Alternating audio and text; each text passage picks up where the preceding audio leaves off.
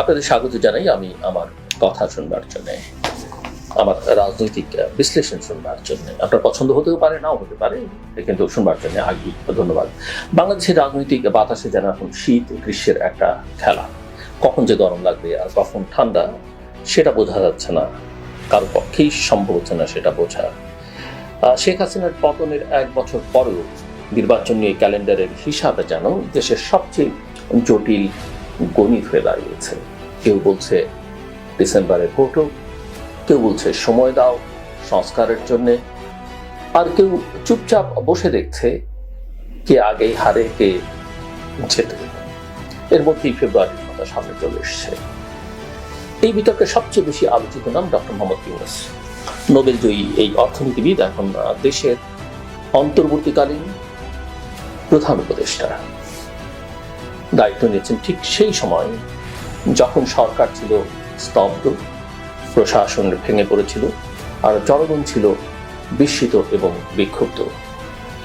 তিনি এখন ভোটের জন্য ময়দান গুছিয়ে দিচ্ছেন, কেউ কেউ বলছেন গুছিয়ে নিচ্ছেন, সংস্কার করছেন, কিছুই হচ্ছে না, সমঝোতার চেষ্টা করছেন, কোনো লক্ষণ নেই। কিন্তু তার সাম্প্রতিক কিছু বক্তব্যে রাজনৈতিক দলগুলো রীতিমতো বিভ্রান্ত।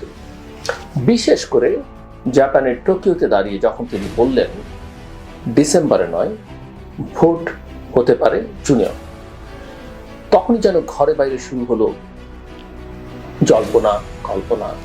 আর ঈদের আগে তিনি জাতির উদ্দেশ্যে বললেন এপ্রিলের প্রথমার্ধে নির্বাচন হতে পারে। লন্ডনে গিয়ে বিএনপির ভারপ্রাপ্ত চেয়ারম্যানের সঙ্গে আলোচনার পরে এটা এসে দাঁড়ালো দুই পক্ষের সম্মতিতে ফেব্রুয়ারির মাঝামাঝি সময়, রমজানের 1 সপ্তাহ আগে, যেটা নিয়ে আবার অন্যান্য রাজনৈতিক দলগুলো যারা দেশের ভেতরে ছিল তারা সন্তুষ্ট নয়। প্রথমেই আসা যাক বাস্তবতার কথায়। 2024 সালের জুলাইয়ের ছাত্র জনতার অভ্যুত্থানের মাধ্যমে তৎকালীন প্রধানমন্ত্রী শেখ হাসিনা এবং শেখ হাসিনার সরকারের পতন ঘটে, এটা আমরা সবাই জানি। এরপর অন্তর্বর্তীকালীন সরকার ক্ষমতা গ্রহণ করে এবং জানুয়ারি নাগাদ একটি সংস্কার কমিশন গঠন করা, একটি না 11টি সংস্কার কমিশন গঠন করা হয়। কমিশনের প্রস্তাবনাগুলোর মধ্যে ছিল রাষ্ট্রের কাঠামোগত পরিবর্তন, নির্বাচন কমিশনের শক্তি বৃদ্ধি, সংবিধান সংশোধনের পথ তৈরি, নারী আসনে সরাসরি নির্বাচন, আর সবচেয়ে গুরুত্বপূর্ণ নির্বাচনকালীন সরকারের দায়িত্ব নির্ধারণ। এই প্রস্তাবগুলো নিয়ে কয়েক ধাপে আলোচনায় বসে রাজনৈতিক দলগুলো সরকারের সঙ্গে এবং ঐকমত্য কমিশনের সঙ্গে, যার প্রথম পর্যায়ে শেষ হয়েছে 19 মে।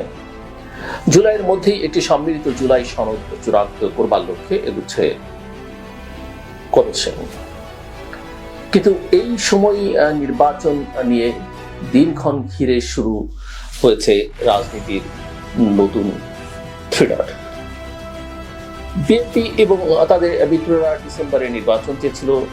সেনাবাহিনীর পক্ষ থেকে সেনাপ্রধানও বলেছিলেন ডিসেম্বরের মধ্যে নির্বাচন, এবং তারা মনে করেন যে সংস্কারের জন্য এত সময় নিলে ভোটের মতো হবে না। উল্টো ক্ষমতায় থাকার লোভে সরকার যদি সময় বাড়াতে থাকে বা বিশেষ কাউকে প্রতিষ্ঠিত করবার জন্য সময় বাড়াতে থাকে, তাহলে জনগণের আস্থাটা থেকে যাবে। আর একদিকে জামায়াত কিংবা এনসিপি বলছে সংস্কার আগে শেষ হোক, তারপর ভোট। কেউ বলছে ফেব্রুয়ারি। ইতিমধ্যেই সরকার এবং বিএনপির মধ্যে একটা সমঝোতার কথা আমরা শুনেছি। কেউ বলছে রমজানের আগেই নির্বাচন হোক, আবার কেউ সময় চায় জুন পর্যন্ত,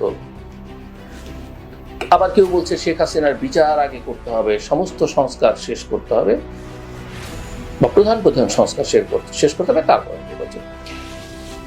তো সেই মোহভঙ্গের মাঝেই প্রধান উপদেষ্টার মন্তব্য আগুনে ঘি ঢালার মতো কাজ করেছে যখন তিনি বলছিলেন যে জুনে নির্বাচন, এবং তারপরে যখন তিনি এপ্রিলের কথা বললেন। রাজনীতিতে এমন সময়ানুবর্তিতার লড়াই নতুন নয়। অতীতে আমরা দেখেছি মাত্র 3 মাস সময় পেয়েও কিভাবে তত্ত্বাবধায়ক সরকারগুলো প্রশাসনিক রদবদল থেকে শুরু করে বিচার, সংস্কার এবং নির্বাচন সবকিছু করে ফেলেছে।